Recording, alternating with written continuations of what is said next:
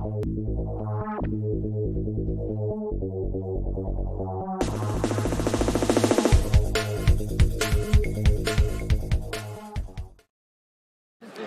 there, it's Ralph Garman here, and you are listening to the Movie Madhouse. In the words of that old dude from Indiana Jones and Last Crusade, you have chosen wisely.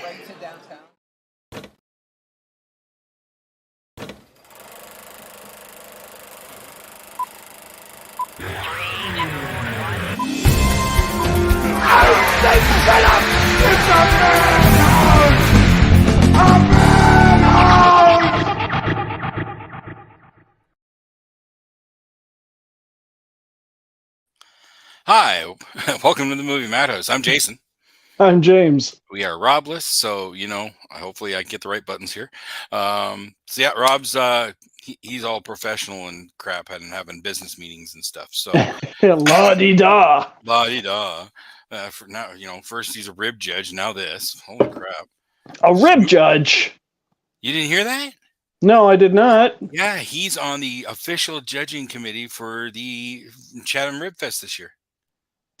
Well, we shall have to pay him a visit. I've already discussed that I am his first alternate should he not be able to fulfill his duties. But I'm not allowed to showgirl him. So gotta take one for the team. Apparently.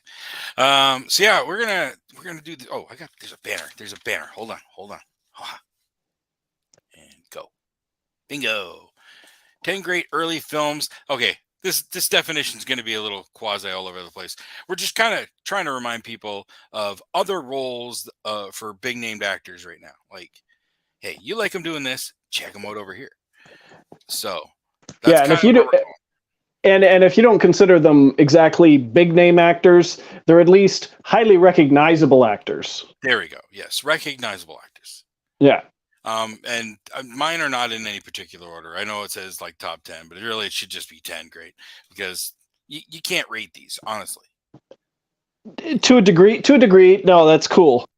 This is the case for a lot of these. This is the role that I first remember them for. Like where they go, okay, yeah, I like them. I like what they bring in, that's kind of where this goes for me.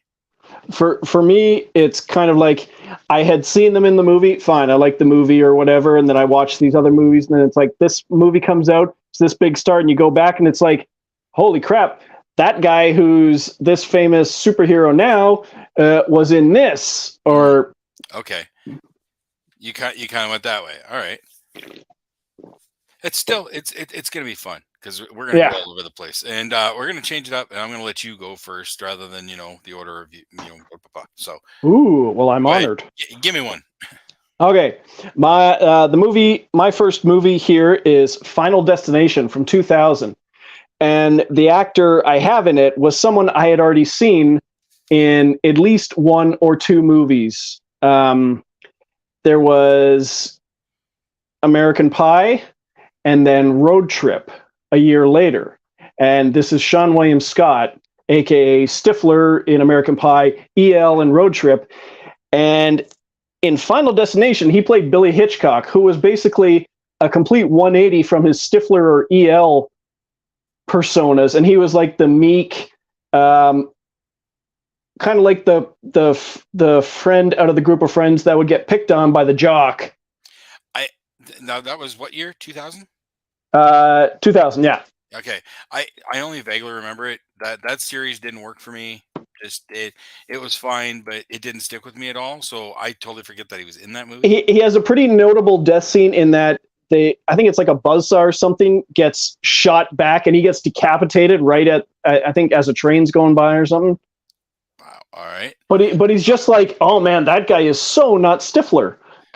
See now, for me, a movie for him where he stood out beyond Stifler, and I know I've talked about it on here. It's been on other lists. I think Stark Raving Mad. Yeah, I still have to check that one out.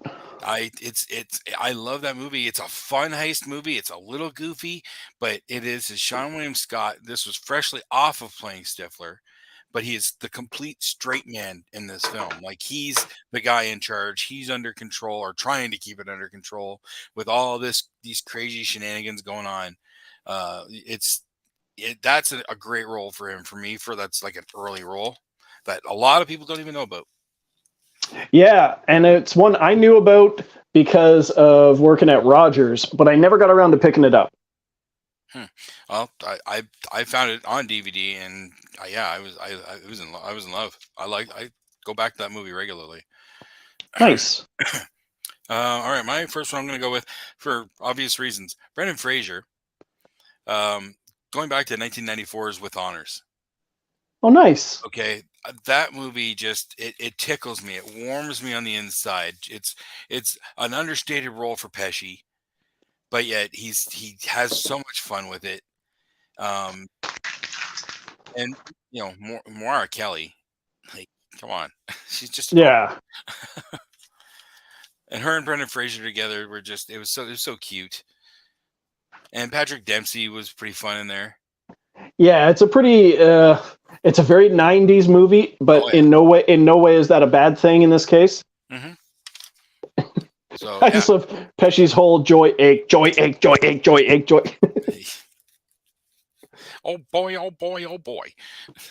That's what he used to say all the time. All right. So what do you got next? I got number 9. After I did mine, did you go with actor first or movie first? I'm going by actor. I'm going by the actor and then the film. So I will switch that up. Okay, because this makes more sense now. Okay, I'm going with Keanu Reeves. And I know, like, it's surprising that he started out and he was actually the French-Canadian goalie in Youngblood and stuff. That it's not the one I'm going with. I'm going with one that he did after being a big star, because he had already done. Let's see. He had already done both Bill and Ted movies.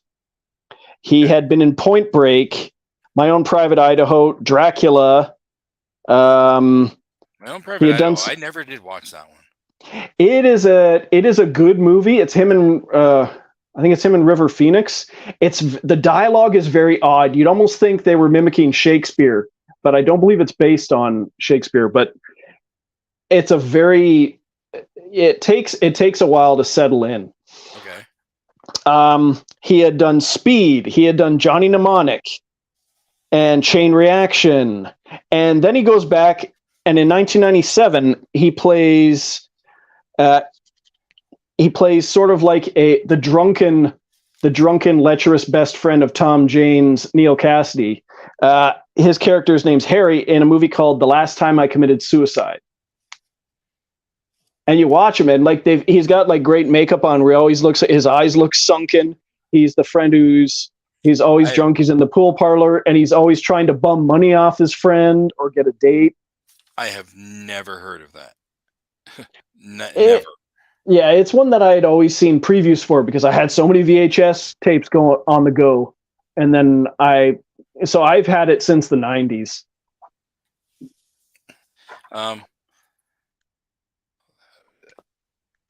You have a question here. Wait a minute. Where's Rob?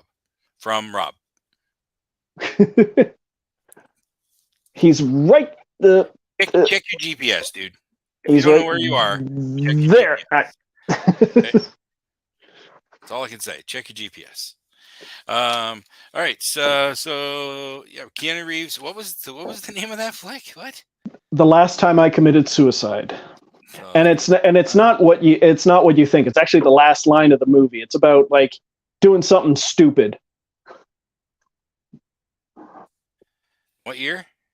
1997.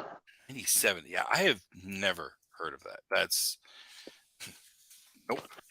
It's who else was in it? It has a surprising let me see. Okay, hold on. There's Thomas Jane. You have Claire Forlani. You have Gretchen Mol. Let me see. Marg Helgenberger of CSI fame. You have this one, Clark Gregg. You also could have used this. I also could have used this one for Adrian Brody. He plays like the artsy gay best friend who's in a couple of scenes. Why? I've never heard of this, but yet I can picture that from Adrian Brody just because of what I've seen of his acting. When he finds his character, he goes in on the character. Yeah, and it's a memorable couple Memorable's the scene. way to put it. Memorable's the most political way to put it. Yeah, Because it's not always for the good or the bad, right? So let's yeah. just be clear on that. But I do have a couple, or at least one good performance that I really really like from him, and that's Predators. Oh yeah, that's the. I liked his badass dude. Okay, It's nice when you get an actor who doesn't normally do that kind of thing, and all of a sudden, holy shit, they're a badass. I have one. It's a zombie movie called Patient Zero, where most of the world's been turned into these like rage kind of zombies. Matt Smith. And yeah, Matt Smith plays the lead protagonist, and the main antagonist, who is a badass, is Stanley Tucci. Nice. Yeah. I've always wanted to check that. That one's been on my radar for a while, but I just haven't gone around to it. It is awesome. Oh, okay, all right.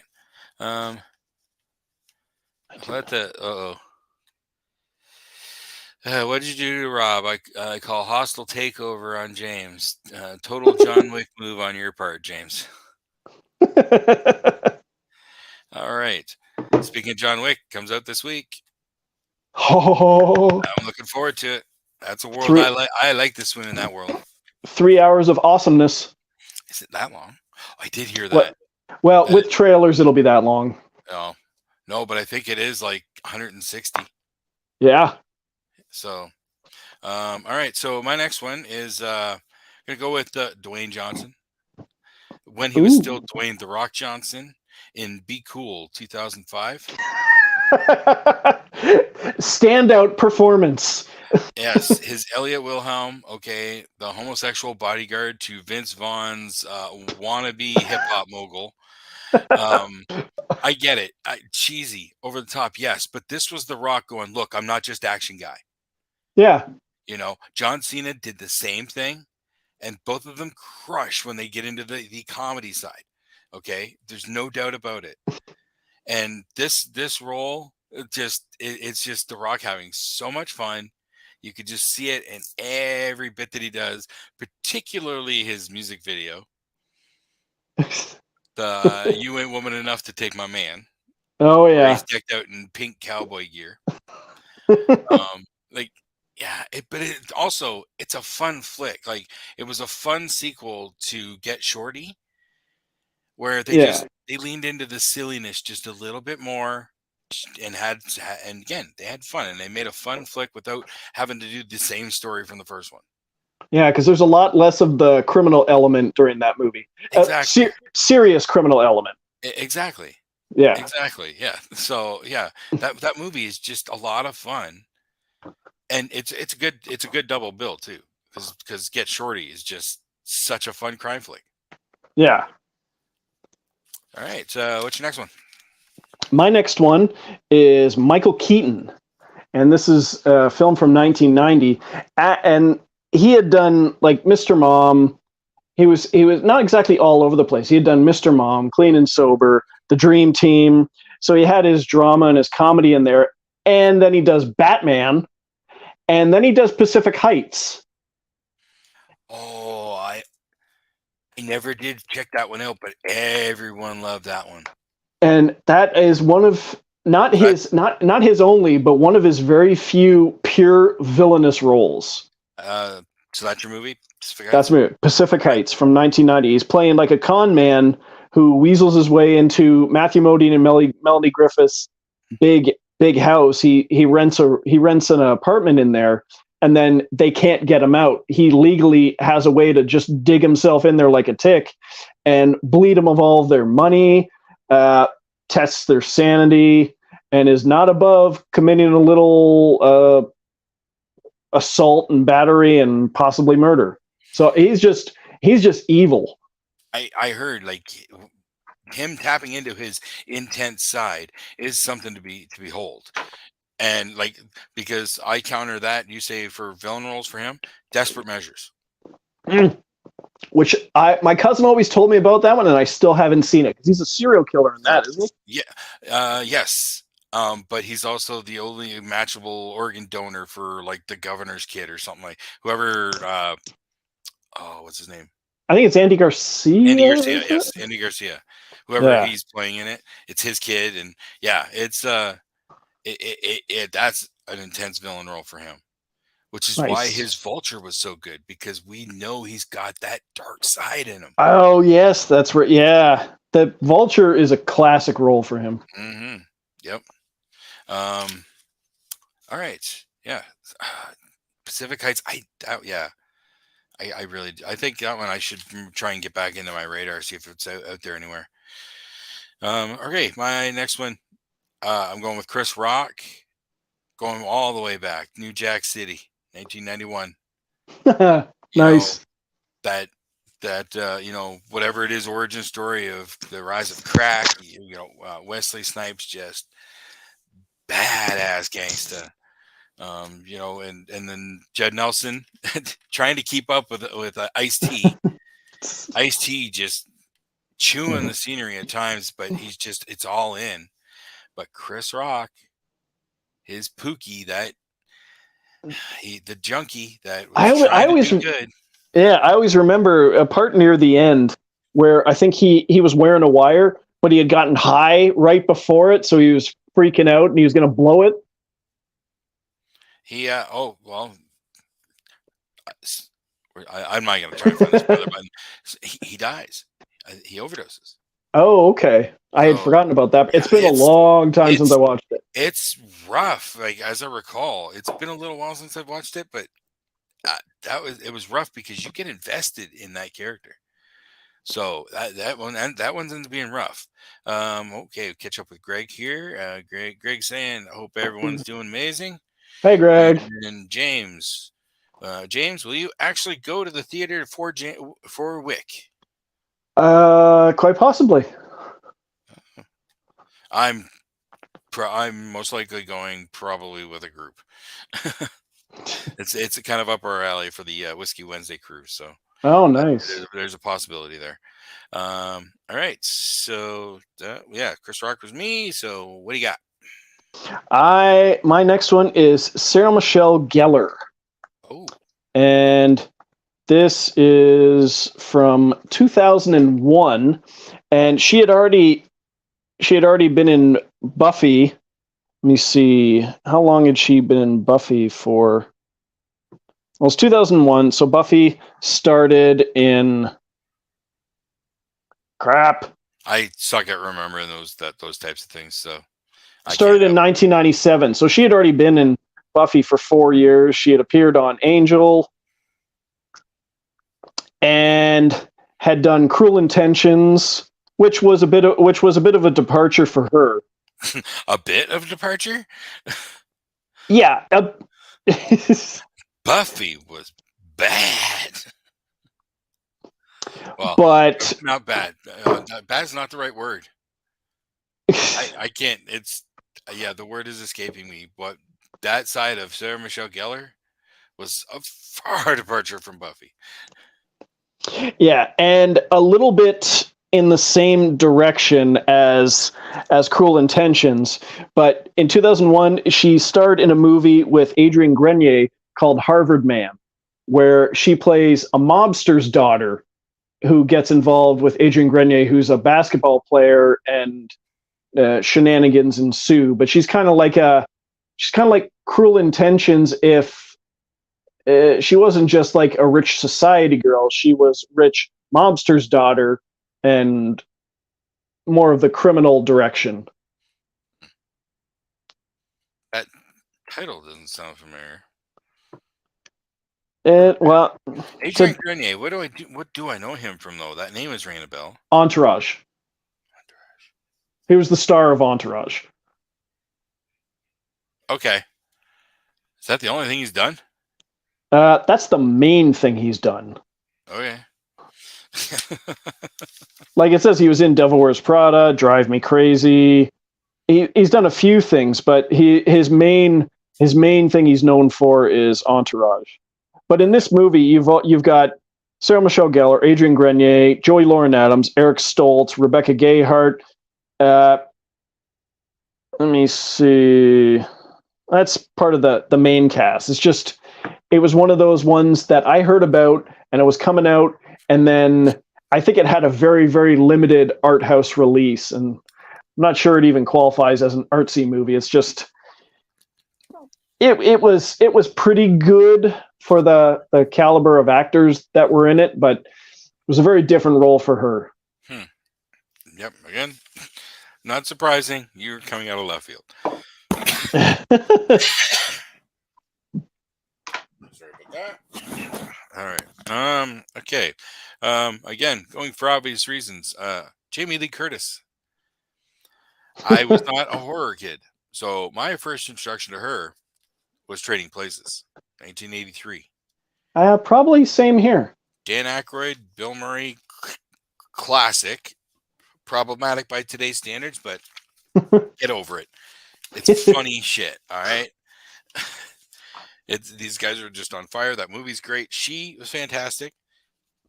Great foil to work with Aykroyd's character. Yeah. So, yeah, I was in love with her in that film. Like, and not just because I saw her boobies. Anyways, moving on. Okay.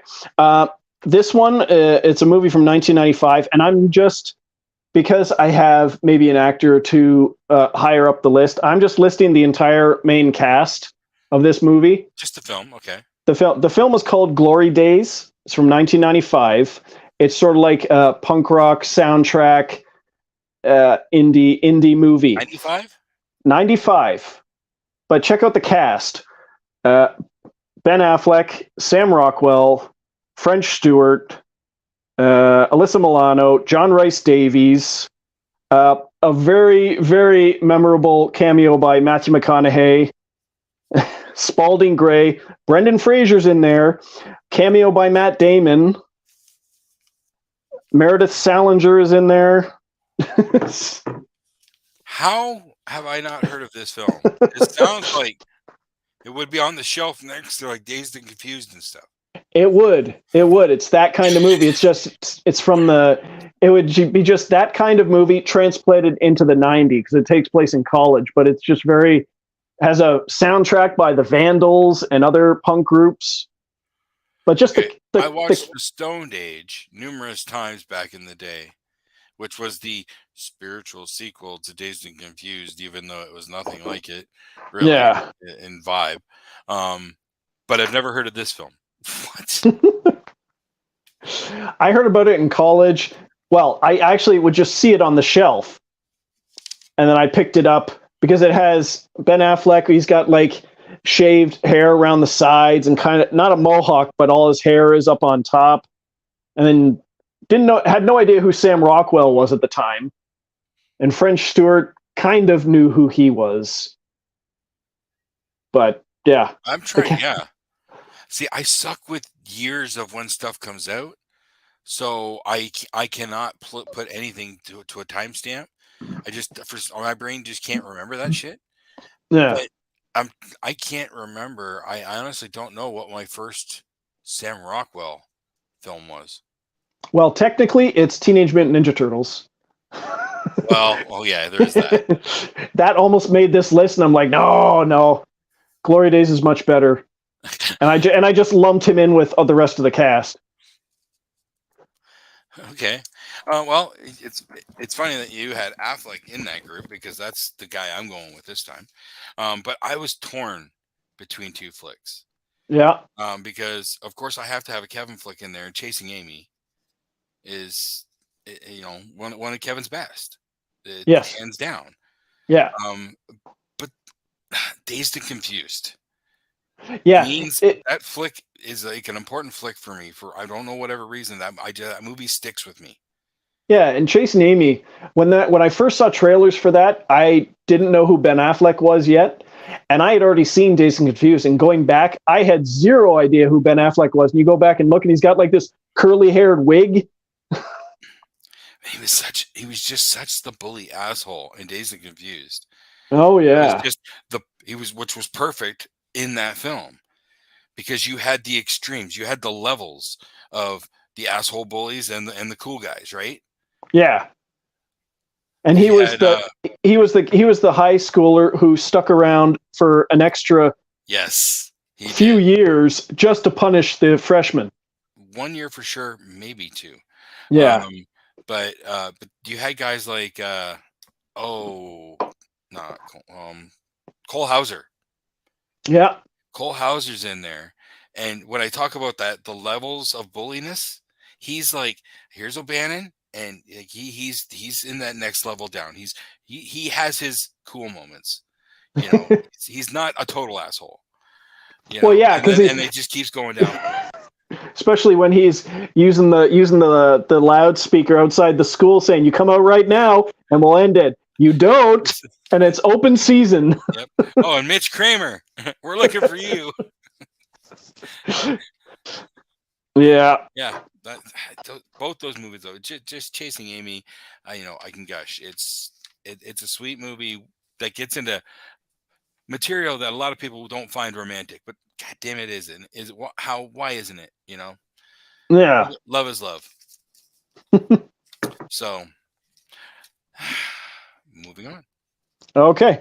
My next one is a film by Jeremy Renner. Oh.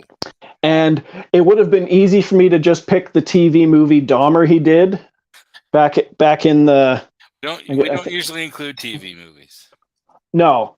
Outside of original streaming service. Okay, maybe not TV movies. Direct to videos. Which that yeah, but I was going to pick the movie Dahmer he was in, but that's kind of over. That was 2002, but that's kind of overshadowed by the Netflix series that crushes it. That's what everybody says. That's not something I'll be checking out.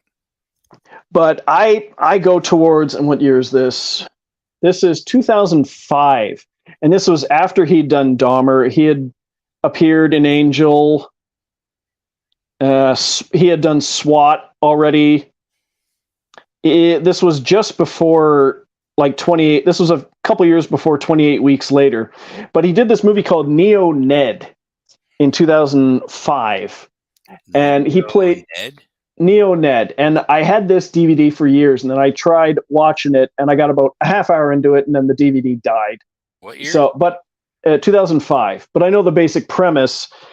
He's a Nazi skinhead, a neo-Nazi skinhead, who, for one reason or another, gets thrown into the loony bin, and strikes up a friendship / relationship with another female patient who believes she is the reincarnation of Hitler, and that is played by Gabrielle Union. It's ironic because she's African American. So, who made this movie? Who made this movie? A director named Van Fisher. Okay. Who produced it?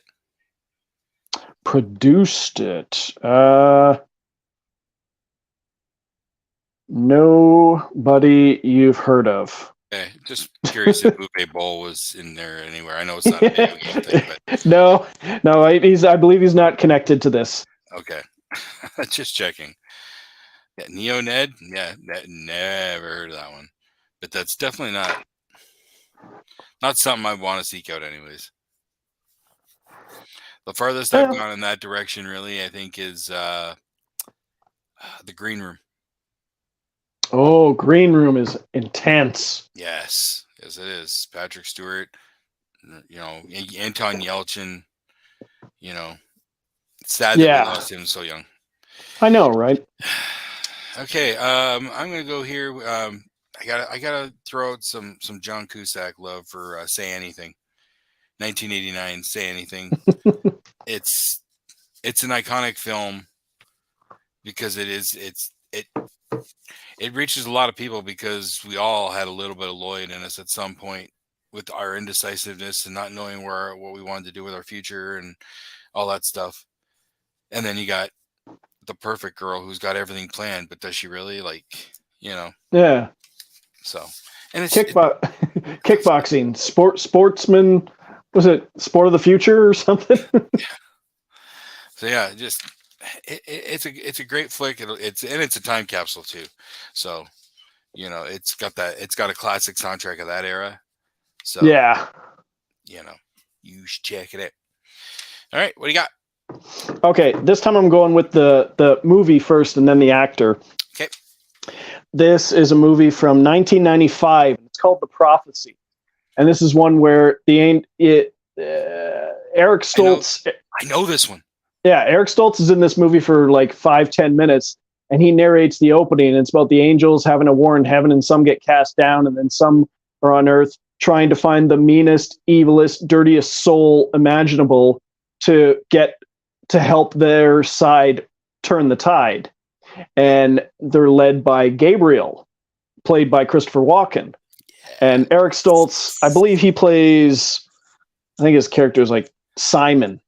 And then you've got Elias Koteas and Virginia Madsen in there and stuff.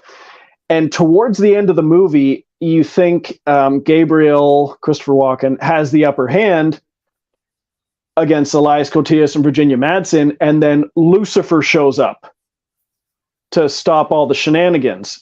And Lucifer is played by Viggo Mortensen. Yeah, it's been too long since I watched that. I just remember that Walken was phenomenal in that, but it's been way too long. That is one I definitely should revisit, though. Yeah, Viggo shows up and he just kind of dominates the screen for his own little 10-minute cameo. But I had no idea that was Viggo, honestly. Yeah, I think I did when I watched it because I'd seen him in a few things. He didn't have the notoriety yet, but I had seen him in a few movies. Yeah, of course, I'm me like everybody else. He didn't really hit my radar until Lord of the Rings. So, not that I'm aware of, anyways. Nice. All right, so my next one, I'm going way, way back for Robin Williams. To one of his like early notable roles. It is a comedy, but he's not the lead comedy in it. The World According to Garp from 1982. It's one I still haven't seen. It's weird.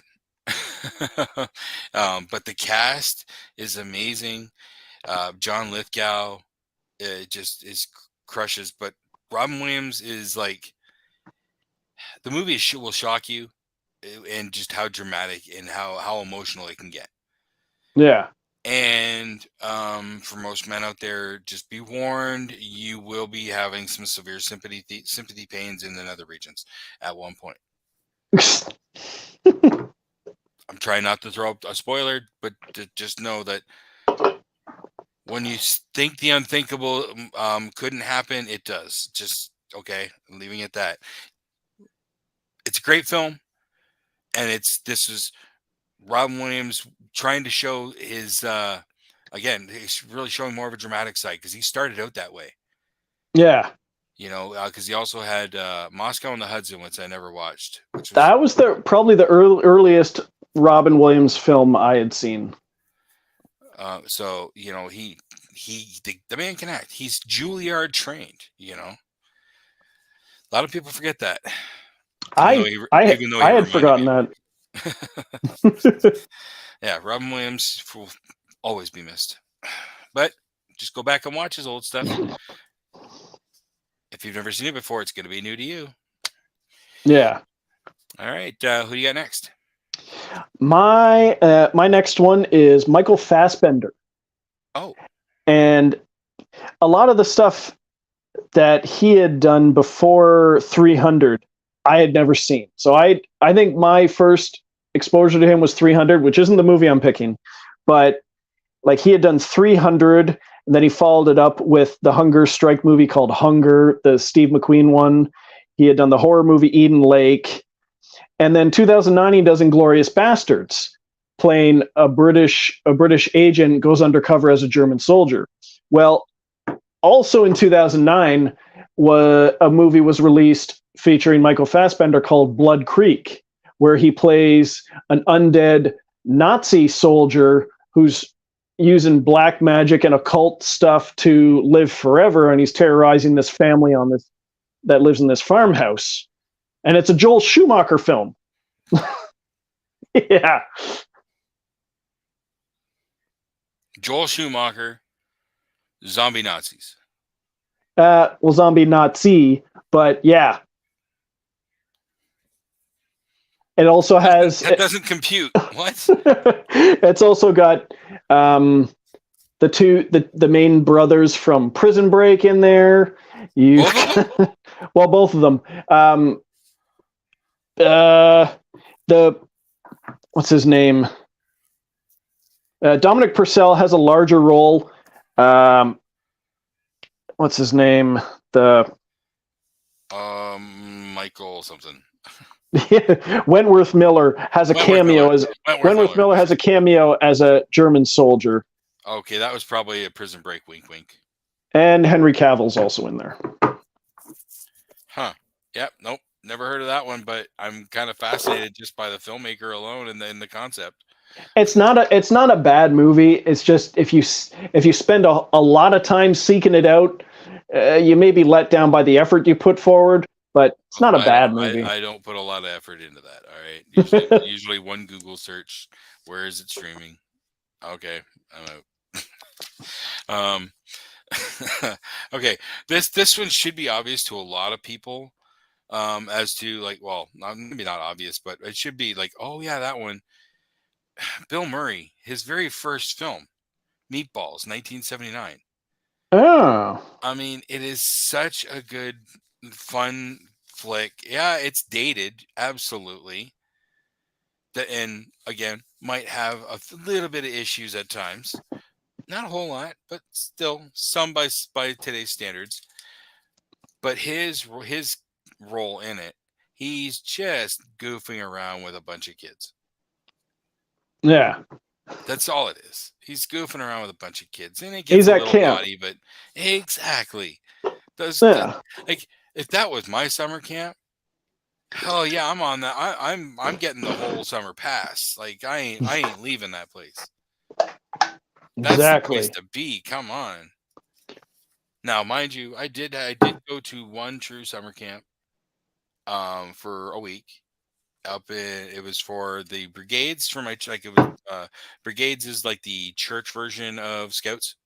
Okay, I've heard of it. I did it all through like primary school there. I went all the way up to the top level you could, and then we didn't have a Sentinel program in our church. But they had a summer camp called Camp Kikika, way up just southeast of Algonquin National Park. Oh yeah, off this Lake Kika or whatever it was. And so I went there for a week, and it was awesome. But there was no Bill Murray like guy to, there was none of that. I was a little disappointed, just a little bit. But hey, I saved. I held myself back from spending a lot of my money in the tuck shop, so I didn't buy a lot of candy and stuff, so that when I got back home, I could go see Transformers the movie in the theater twice. Planning that shit. Nice. So yeah, Bill Murray, Meatballs, 1979. Check it out. Okay, no matter what your feelings are, Bill Murray now, go back and look at what made us love that man before Ghostbusters. Yeah. All right, next. Okay, my next one is Matthew McConaughey. Okay. And the film, it was from 1995. Now, he had already done Dazed and Confused because that was his first film.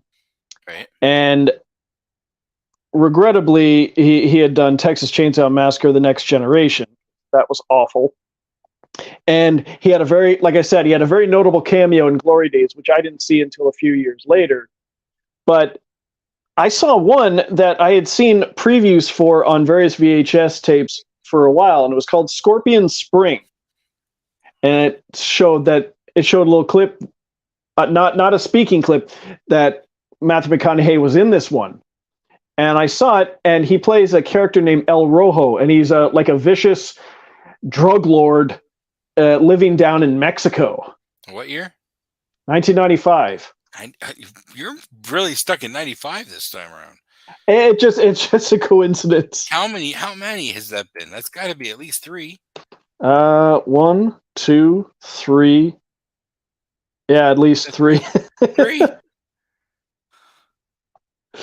Okay, but must have been a good year. Not a good movie. Not a great movie. Not a great movie. He doesn't show up until the very end, and he's a nasty character. But I would have liked more of that character in the movie. But I watched it to see him, and he doesn't show up till the end, and he's a bad guy. But the rest of the movie was okay. I wonder if his scenes are on YouTube. They might be, but it was just surprising that him playing this like vicious drug lord character after having been Wooderson and a car salesman, and well, Texas Chainsaw Massacre aside. I always forget he was in that because I never watched that one.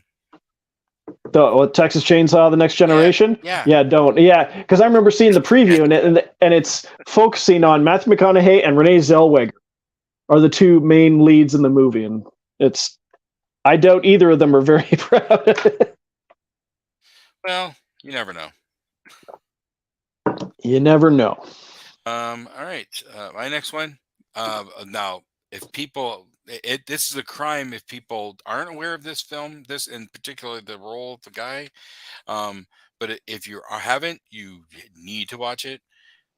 Leo DiCaprio, What's Eating Gilbert Grape, 1993. Oh yeah, probably that whole movie. Johnny Depp is fantastic. Juliette Lewis, but DiCaprio, he did his homework. He spent time with challenged people to get his performance down, and he crushed it. Oh yeah. And you know, that's also one of the earliest appearances I think of for John C. Reilly.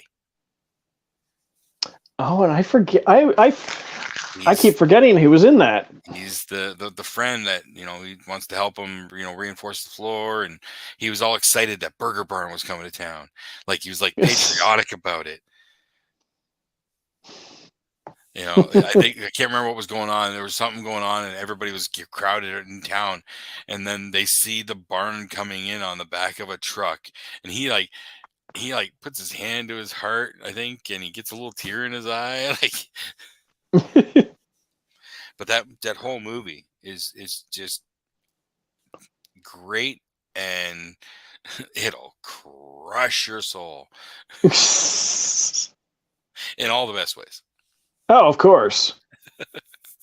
All right, so we got one more. What do you got?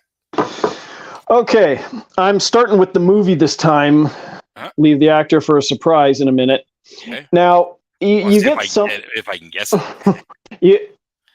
Yeah, we'll see if you get it. Now, you get some movie series where the series, whether it's a horror movie series, in this case it is, the first few movies sometimes tend to have the biggest stars. And in this case, it's the Hellraiser series. Now, the first... I know nothing about the Hellraiser series. The first two, but you know who Pinhead is. I know the character, yes.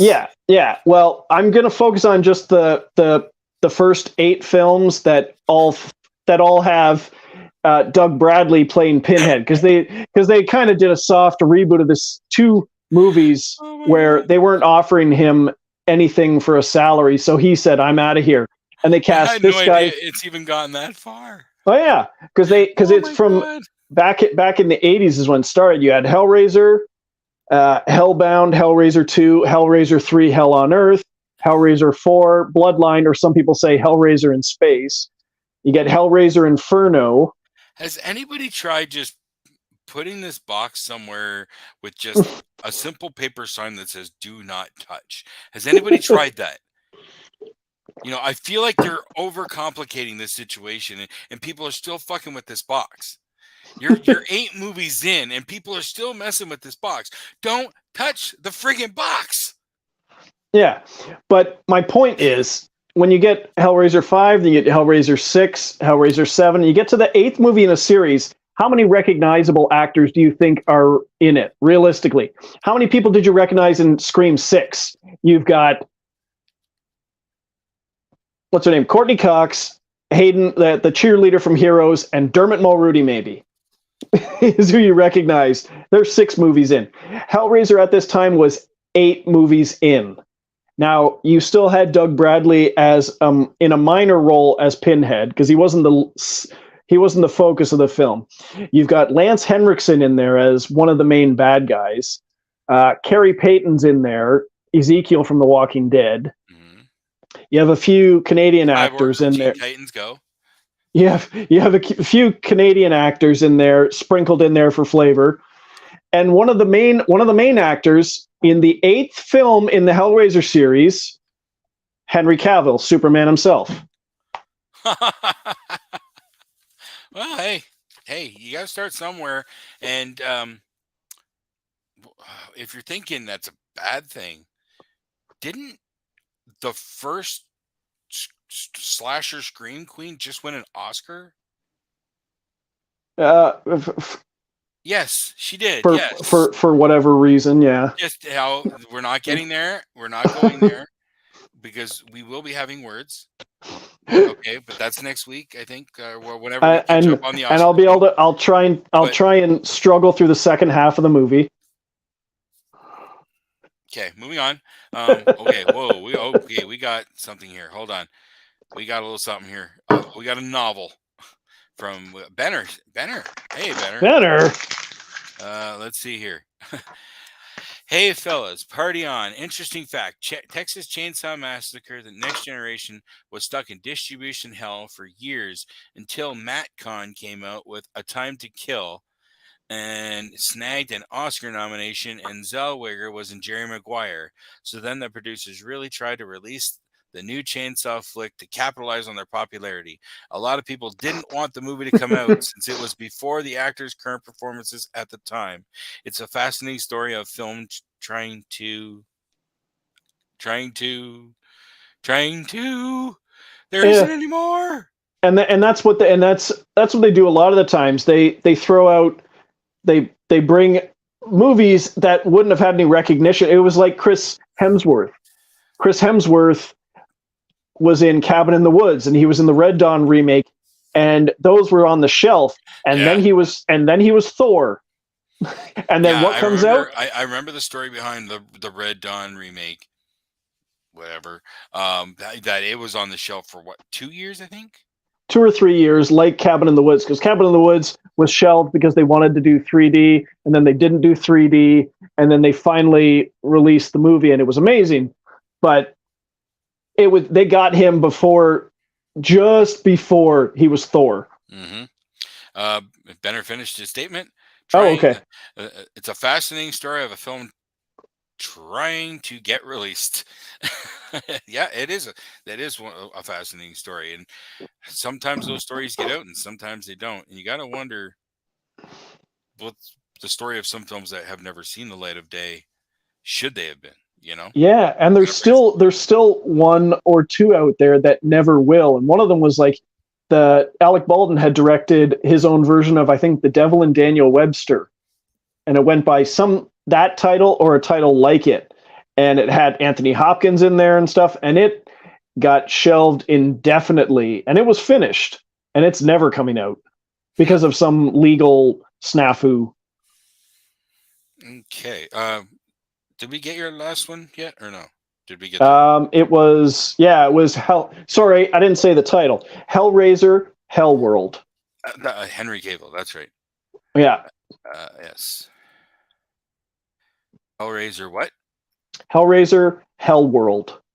Hellworld. Because there's some sort of online RPG that people have been playing, and one guy kills himself, but they get invited because they get so far into this game. They get invited to this giant horror house party or something called Hellworld, and that's where Lance Henriksen, who is,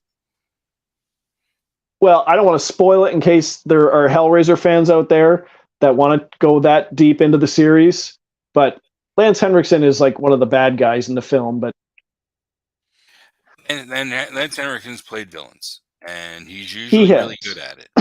Hard Target with Van Damme. He was a great asshole. All right.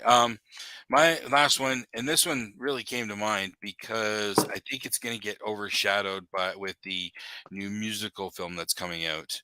But I'm going with for Whoopi Goldberg, The Color Purple.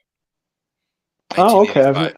I've never seen that one. It's a great piece. It's a really great story that will really just drag you along, and Whoopi goes through hell in her relationship, in her life. Like it's and you got Oprah in Right. there, who you want to go through hell. Like, holy cow, that woman, she takes a beating. But it's stellar performances with a really emotional story that just pulls you along. You'll be bawling, and then when the movie's over, you're just gonna feel so good inside. And I don't want this movie to be overshadowed and totally forgotten about with the musical coming. Like, I know the Broadway musical was amazing. Cynthia Erivo was her performance is stunning. She's not playing it though. She is not reprising the role for whatever reason. I think it's very weird when they do that. I think it's might be Fantasia Barrino, which I don't understand. I don't know why they're not going with the girl who originated the role for the musical, but lately the musical film transitions are really hit and miss. So yeah, I don't hold out hope, honestly. But if you had never seen it, 1985, The Color Purple, it'll get you. It's one of the great ones. It's an important film, I think. So I've heard. So there we are. There's some 10 movies from each of us that from older movies, the older roles for people that you should check out. Dust them off, folks. Give them some love. They're still out there somewhere. So that's all we got. You got anything you need to throw out there? No, I only had one, I think, honorable mention, which almost made my list, and it was Frank Whaley, who everyone recognizes. He's not what you'd call a big star, but everyone recognizes Frank Whaley because he was in Career Opportunities. He was in JFK. Most people know him as check out the brain or big brain on Brett. He's the guy who's like, what? Say what again in Pulp Fiction. He's what? But in the 90s, you get a movie called Little Monsters with Fred Savage and Howie Mandel. Yep. Where Fred Savage goes down into the little monster world with Howie Mandel. For a kid's movie, that movie gets kind of dark. It does, but it's also incredibly fun. But you get down there, and Maurice, Howie Mandel's character, it doesn't want to get in trouble with Boy, who's the main boss monster, who's pretty evil, and that's played by Frank Whaley. I didn't realize it was him. And you wouldn't. And when you saw it, but years later, when you've seen him in several other things, and you go back to it, it's like, holy shit, that's Frank Whaley. Yeah, he's one of those guys that, he does stand out when he pops up. Yeah. Yeah, that's cool. All right. Well, I guess that's it for another week at the Movie Madhouse. Now, next week should be game night at GME, I believe.